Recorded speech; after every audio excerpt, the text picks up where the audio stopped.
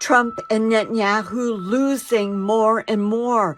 Trump and Netanyahu are pretending to win. And with each Trump lie voiced on mainstream media, Iran wins more and more. The United States stands alone with only puny and insane Israel at its side, while Iran receives the full support of Russia, China, and the entire world. Let us review Trump and Netanyahu's failures so far. Trump's epic fury becomes epic failure. In 40 days, Iran inflicted massive damages on all of the Gulf states and pounded Israel so badly that Israel is too ashamed to show the amount of damage. And the mighty United States military was hit hard, and it is too embarrassed to admit the amount of shellacking they received from Iran. Epic fury proved Iran's military dominance through the closure of the Strait of Hormuz, allowing passage under Iranian terms. Trump begs for a ceasefire because the United States is running out of ammunition and Israel is almost defenseless against Iranian air attacks. Iran agrees to open the Strait of Hormuz under their terms during the ceasefire, but Trump, in his infinite stupidity, begins blocking the Strait of Hormuz, and so Iran retaliates with a return to a closure.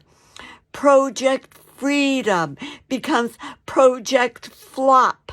The United States military was supposed to open the Strait of Hormuz, but no ships passed through, and the project lasted 24 hours. Negotiations, according to Trump, are going well, and the ceasefire violations initiated by Trump are deemed to be insignificant, trifling, and not a return to war. Let's listen to Trump. They trifled with us today. We blew them away. They trifled. I call that a trifle. I'll let you know when there's no ceasefire. You won't have to know. If there's no ceasefire, you're not going to have to know. You're just going to have to look at one big glow coming out of Iran, and they better sign their agreement fast. Yes, could you give us an update on what is the latest in those talks? No, it's going. The talks are going very well, but they have to understand if it doesn't get signed, they're going to have a lot of pain. According to the Washington Post, some cold, hard facts are surfacing that tell the real story, that the United States is losing and Iran is winning. May 7th, 2026, the Washington Post headline reads, U.S. intelligence says Iran can outlast Trump's Hormuz blockade for months. A confidential intelligence community assessment delivered to the White House also finds that Iran retains a substantial missile and drone arsenal. A confidential CIA analysis delivered to administration policymakers this week concludes that Iran can survive the U.S. naval blockade for at least 3 to 4 months before facing more severe economic hardship.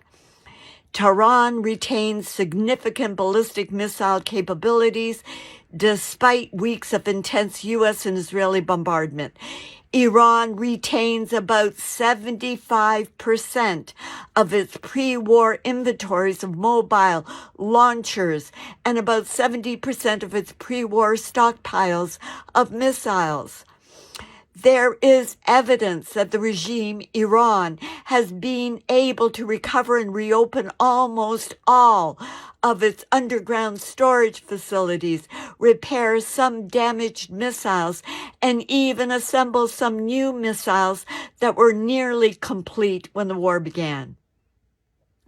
As to Iran's economy, where there is a will, there is a way. Iran is quickly finding land routes to move oil out and products in with the help of Iran's friends, Pakistan, Russia, and China. China is even ignoring U.S. sanctions by accepting any and all Iranian oil shipments. Iran may be suffering, but not as much as Trump is saying. And the only country in the world cheering this war on and pushing Trump hard to continue the war against Iran is sick, sadistic Israel that is clinging to Jewish supremacy, the Greater Israel Project, and Israel's need to destroy and control every country in the region. Listen to the knowledgeable and highly respected journalist Jeremy Scahill, a founder of Dropsite News, summarize what is going on.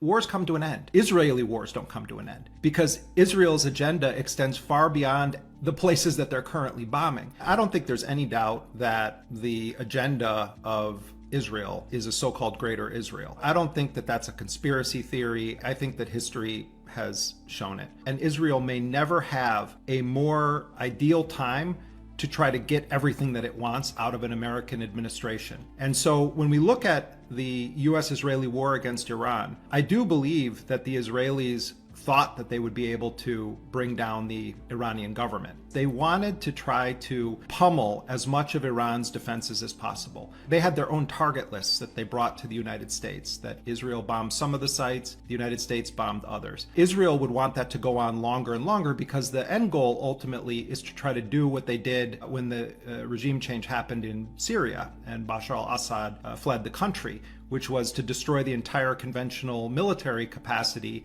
and air defense systems of Syria. Why? They don't want an Arab government to be in power that has any ability to defend itself against Israel's expansionism. And so Israel did get part of what it wanted with this massive, unprecedented level of American bombing of Iran. And as we contemplate what kind of deals are going to be made diplomatically, the Iranians have said they want the deals to apply to their regional allies. Presumably that would include not just Lebanon, but also Palestine. How do you implement that? The Trump administration claimed that there was a ceasefire in Lebanon, but that part of the ceasefire means that Israel gets to continue occupying and bombing areas that they say, oh, well, this is Hezbollah. So the Iranians have been clear that there should be a real ceasefire. Is that something that's going to hold in an agreement? We don't know right now. Certainly the Palestinians are in an unspeakably dire situation, and Israel is threatening to resume its genocide. I can't imagine a scenario under which Netanyahu is actually restrained. And I'm not sure that Trump would even try to do it. They'll make claims, they'll say, oh, Israel agreed to X or Y, but the Israelis always claim that there's a huge loophole. Oh no, we didn't mean that we would stop bombing.